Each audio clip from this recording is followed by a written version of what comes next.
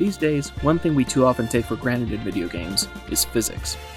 Whether it's something as simple as moving a box, or dropping a massive flood of ragdolls, or even the occasional glitch when one cat walks over another, our machines are powerful enough to just run without any real trouble handling a bunch of colliding objects at once, even on our phones.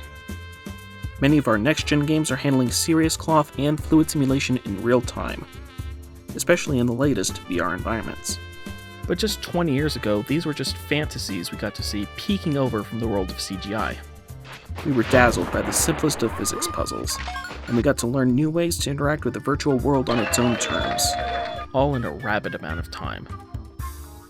Let me offer you a demonstration. Go into any game store. Go over to your own physical game collection, then pick up a game, and look on the back.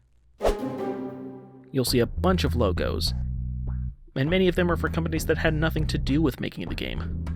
Aside from the game engine, you might see a bunch of specialty logos.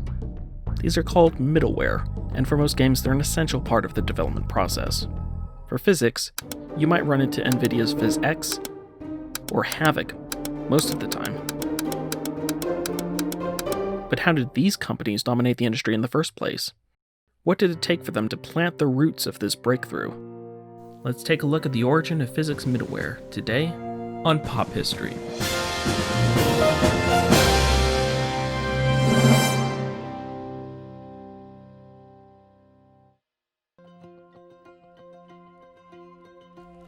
Let's rewind back to the beginning of the 1990s.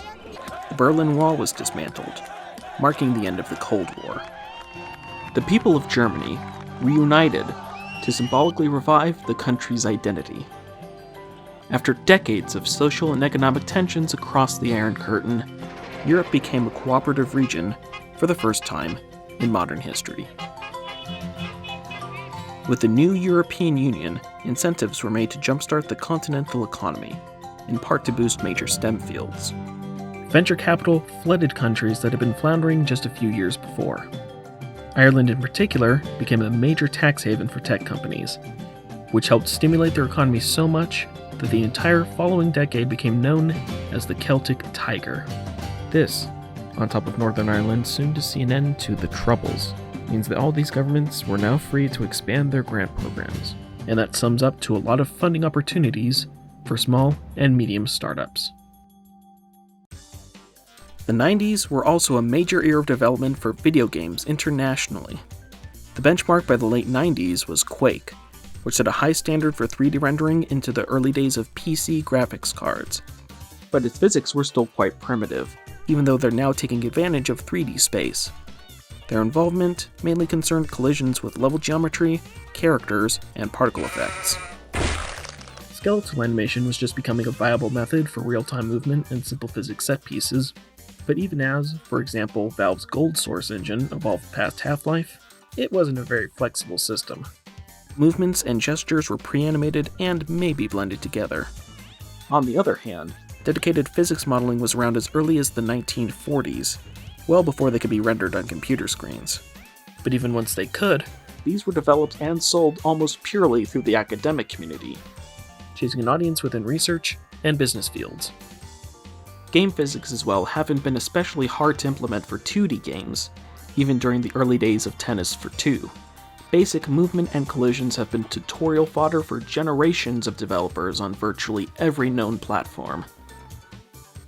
The problem with introducing high-precision physics into real-time games isn't so much the complexity of any particular calculation, but more about the sheer volume of calculations to deal with.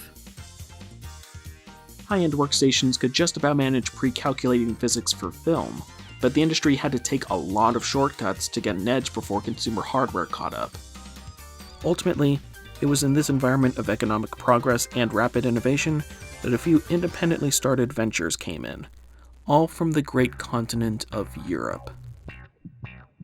The first piece of the puzzle was here, in the Irish capital of Dublin, at the historic Trinity College, where two men were about to bring a new team together. One of them was Stephen Collins, a graduate lecturer with game dev experience on the Commodore 64 and a PhD thesis in global lighting algorithms. With his partner Hugh Reynolds, they started the image synthesis group at Trinity. Here's Dr. Collins talking about his experience and about what happened next.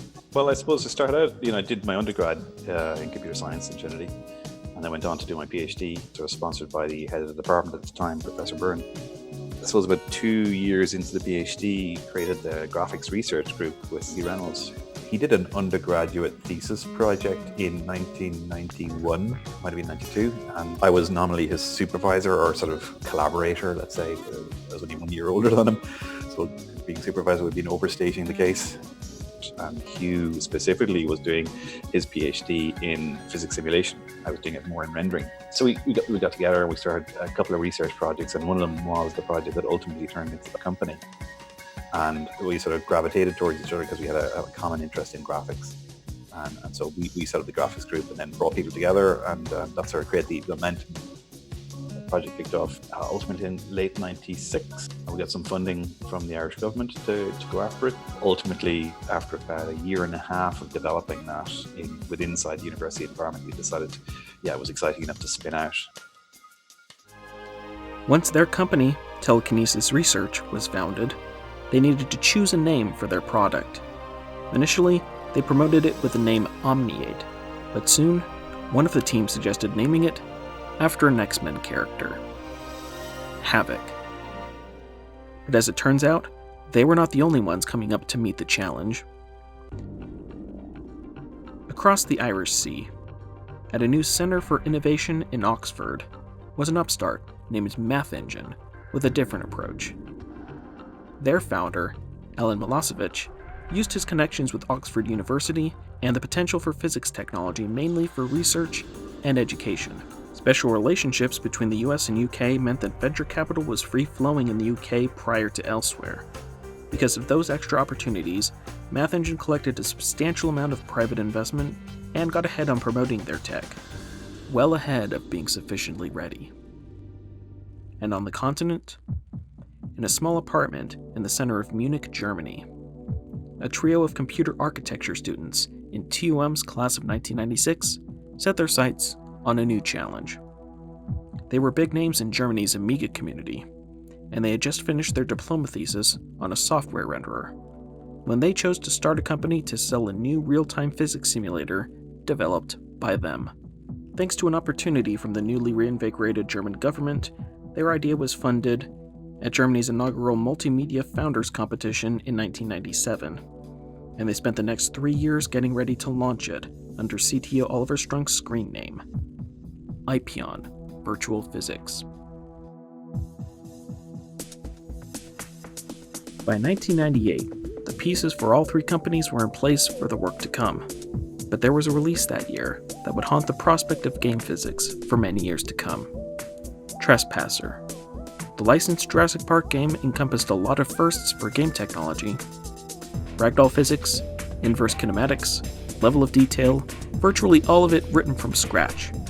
But, as the legend goes, the project was too ambitious, and the myriad of technical glitches and broken gameplay repelled people in droves, and hopes for a physics explosion in first-person shooters were killed well into the new millennium. Because of that, our trio of companies had to search elsewhere for their breakthroughs. Math Engine, nestled safely within an incubator, was given first dibs on private investment and business dealings. Among the many companies making deals with this startup in 1999 were Sony, Intel, Softimage, and Atlas. In fact, Atlas were gearing up to release a new title early in the year 2000, thereby securing their position for the first retail title with physics middleware. Math Engine even ran a code for cash contest with a grand prize of $5,000. One of the games tied for first was this little game, Dizzy Ball. With such a strong showing, how could the others possibly keep up? Well, for one, Havok did its best to diversify. With help from fellow physics provider Hypermatter and the developer of Netimmerse, the direct ancestor of Gamebryo, the Havok team put together demos featuring early experiments in cloth, fluid, and soft body physics. As much as they've had to get attention in the press as not but a competitor to Math Engine, Havok steadily began to make new deals. One of their first practical releases was an official plugin for 3D Studio Max, which was pushed hard to major VFX studios for films. And to compete with Math Engine for a retail game, they had 3 action games lined up. And what about IPEON? Well, with one exception that we'll talk about soon. They found partners where it turned out physics were welcomed first. Racing games. If there's one genre that benefited the most from innovation, it was the driving game. Already thoroughly commercialized by the late 90s and well established in the arcade, the genre had vibrant competition ready to embrace every advantage. There was even already a divide between racing sims like Gran Turismo and stylized games like Crazy Taxi. Both, however, relied on talented programmers to create in-house solutions, often building on top of previous code. If such fun games were to make a big transition to PC and consoles, someone needed to level the playing field, and Ipion came ready to play. Two important companies they sold their tech to were Davalex for their Racer series, and Canopy Games, who licensed the rights to Harley-Davidson and Kawasaki. Prior to the integration effort was London Racer, often considered being the first release using Havok technology. However, what the game counts as collisions leave much to be desired. Also, the files make no reference to any middleware, so this presumption may be misremembered. But the first public release using Ipion physics went not to a game, but to Virtuals, which was called Nemo in the year 2000, and was basically a spiritual predecessor to Unity, selling itself on web-based games. They worked together on a vehicle physics demo, and would soon announce a contest called the Swap Meet.